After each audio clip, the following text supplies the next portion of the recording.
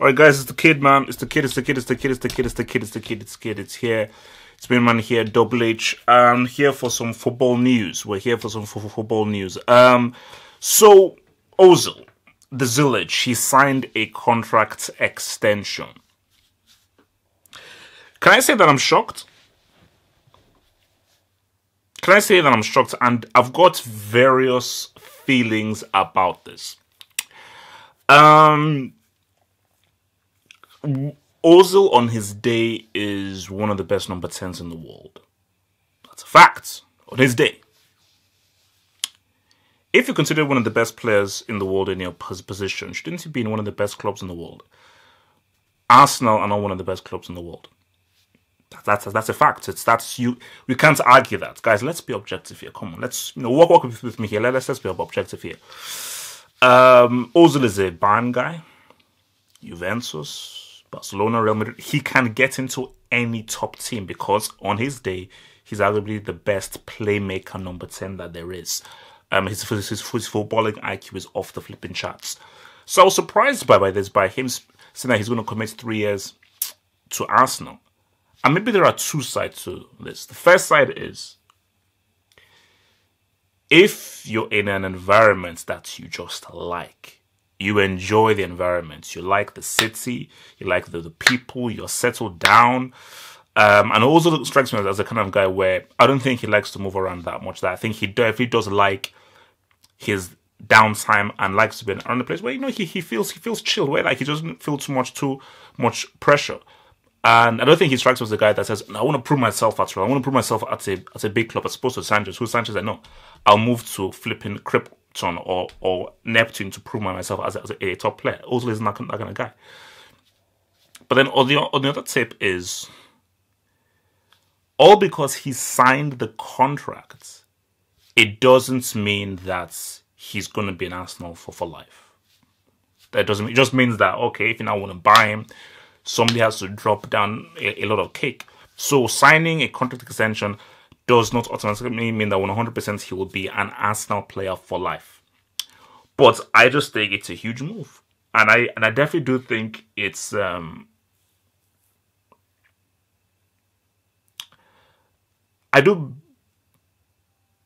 which is what I said before. Like if we're to rewind back to January, and it was like Ozil and Sanchez, these are both of the guys who could potentially leave Arsenal.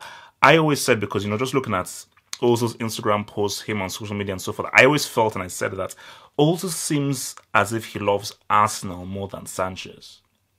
I always felt that Ozil just seemed much more into the whole Gunners thing than Sanchez did. And look, don't say Sanchez is a mercenary and so forth. Look, guys, it's club football. This is just how it works. So, look, that kind of talk it just annoys me.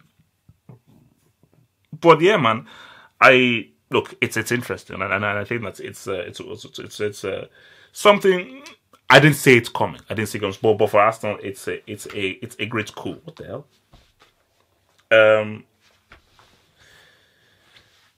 Conte. So, Conte is currently, I think he's under review for the Brick Academy. He came out and he said his team are overachieving. This is off the back of a lubrication by Bournemouth. I don't just check something. A lubrication by Bournemouth at Stamford Bridge. At home. So you lose to Bournemouth at home 3-0. You get low lubricated and you come out and say my team is overachieving. That is asinine. That is the biggest pile of crap that I've ever heard. And maybe this is something like a little video that I may do and I'll look into, and I put out the question: how good is Conte really? That's what it is. How good is he really? But to come out with that statement, that's so unprofessional. That is so bad. That is classless. That is unprofessional. You don't come out with that statement when your team gets embarrassed at home. You either shut the hell up, or you're like, man, we're going to work harder. I'm pissed off with my team. We're going to react. You don't come out and say, look, man, we're overachieving. With the team you have, even with the B team You should beat Bournemouth. Michi Batshuayi? Why? You could have brought him on. Yeah. He's at Dortmund. Because you don't need Batshuayi, do you? But you got a replacement in January. No, you didn't get a replacement for him in January.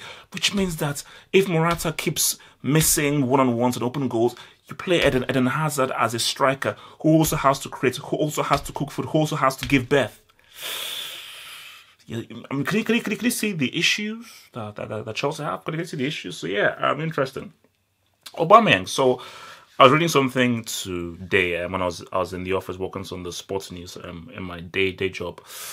Aubameyang saying that he wants to emulate Henry, and he's looking like as if he sees Henry as a benchmark, and he hopes that he can emulate Henry for Arsenal.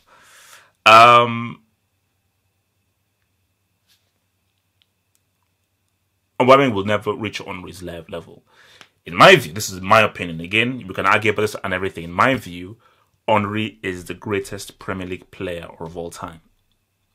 No, people will say Cristiano, people will say Zola, people will even say Di Canio, people will say Bergkamp, people will say Shearer. Maybe we can have a debate. Maybe I'll put it out as a debate I might put it out as a debate on the Hangouts. Who is the greatest Premier League player of all time? In my view, it's Henry. For what he did as an individual, the kinds of things he did as an individual, especially when he was playing at his peak. For me, I just think that he was just that level higher than a Cristiano, Shearer, Di Canio, Zola, Bergkamp, Adams, Sol Campbell, Gerrard, and so forth, and even a Lampard. So for Aubameyang, he'll never reach Henry's status, but it's good to have that as a benchmark to say that's the pinnacle. I want to aim for the pinnacle, and even if you fall a few steps below that pinnacle, that's alright, because if Aubameyang is just a few levels below an Henry, that is still superb for Arsenal. That is still great for Arsenal because Henry was sensational. Arsenal's greatest ever player and the Premier League's greatest ever player. So I think it's very good to have that as a yardstick. This scares me.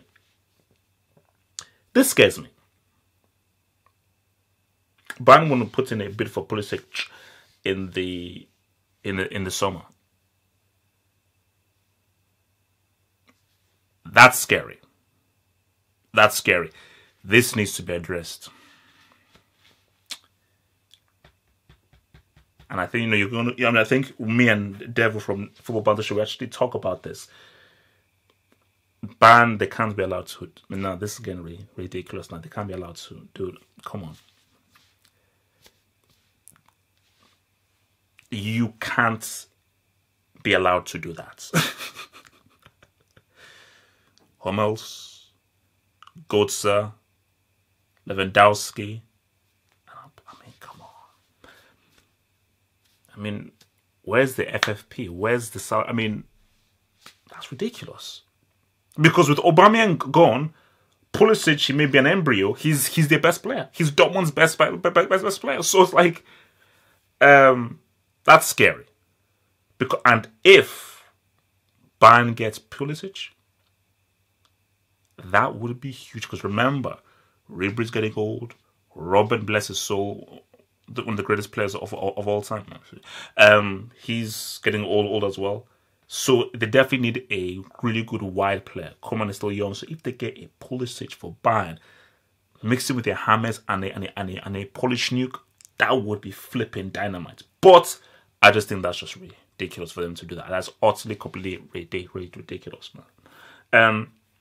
Chiellini, my best friend, one of my favorite players, look, he's going to extend his contracts with Juventus, and I think I see that happening. Chiellini, he's going to retire at Juve. You know, something that Bonucci could have done. I think Bazzali is going to do. Buffon obviously is going to do so. But I think Chiellini, he's definitely said to himself, you know what, this is going to be the club that I am going to be for life. I just want to check something. I want to just check Chiellini's history. Because he said that he will definitely put pen to paper and extend it. Because I don't see Chiellini going anywhere. So Chiellini, oh, okay, interesting. So he started at Livorno. Oh, that is interesting. So he started at Livorno, made 88 appearances. Then so from 2000 to 2002. So in 2002, he moved to Roma. He didn't make one appearance for Roma, but he was sent back on loan to Livorno, made 47 appearances. Then back on loan to Fiorentina, 37 appearances.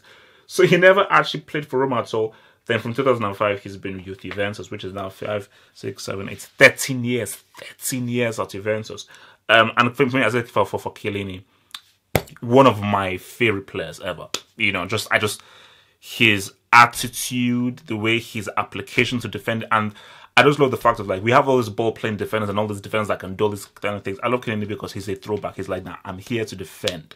I'm just here to do the nuts, bolts, basics, 1, 2, 3, ABC of defending. And for that, that's what I just love about him. He's a defender's defender.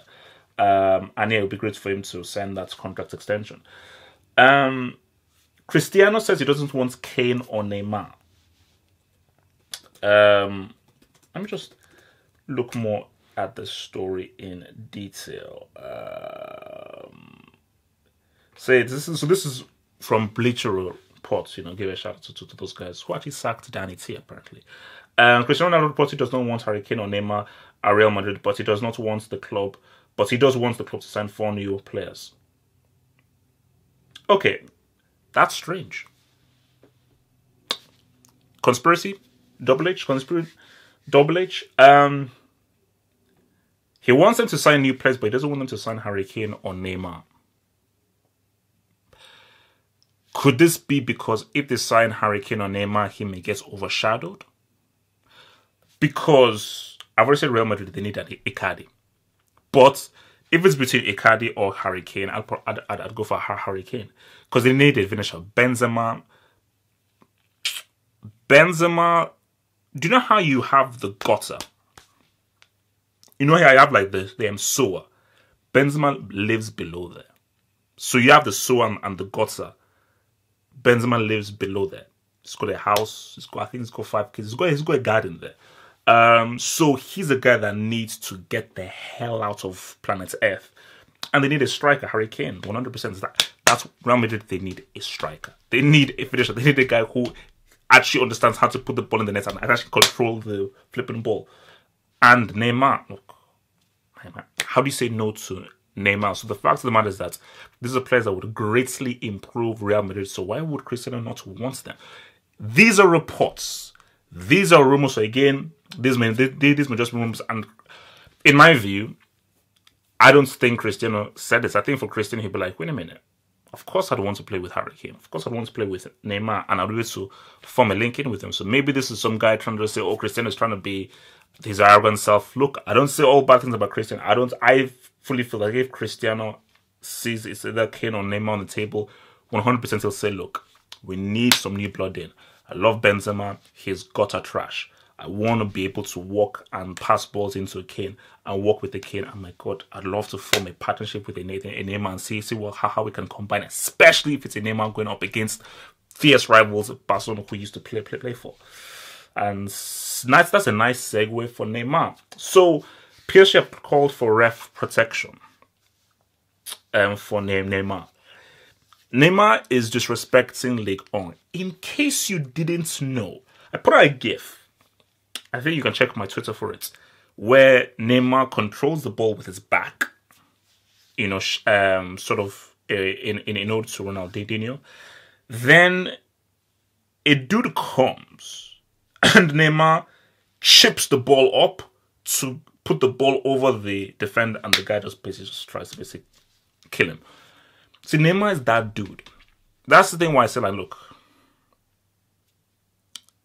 Messi is better than Neymar. He is. He's overall a better player technically. Neymar is disrespectful. See, Messi won't disrespect you on a football pitch. He'll just say, no, look, I'm just going to just dribble you and beat you. Neymar will dribble you, stop the ball, come back and dribble you again. So Neymar is rude. He's a prick. That's why I love him. He's the villain. He's the bad guy. That's why I love him. So Neymar needs to be careful, because if I was a defender, I'd try and put my foot inside his face. because Neymar wants to piss off defenders. You know, he's having a party, he's having a ball. So Neymar, he has to be careful, because yes, PSG may say to refs, look, can you relax? And also French refs are a bit weird sending off guys for bumping into guys. But Neymar needs to also do the work. I think for Neymar, chill. You know, you can do disrespect here, but chill. Because remember, there's a little match coming up in a few weeks against Real Madrid. So, I think you need to bring around that. So I think for Neymar, calm down, chill out, because if you keep doing this, somebody will break your legs. They will. Okay, this is France. Bit of a guy called Napoleon. Thank you for watching this video. Think about pledging and become a Half of Football Hot patron. Pledge an amount each month and gain access to exclusive videos from your boy, the Football Hot, for more analysis. Peace.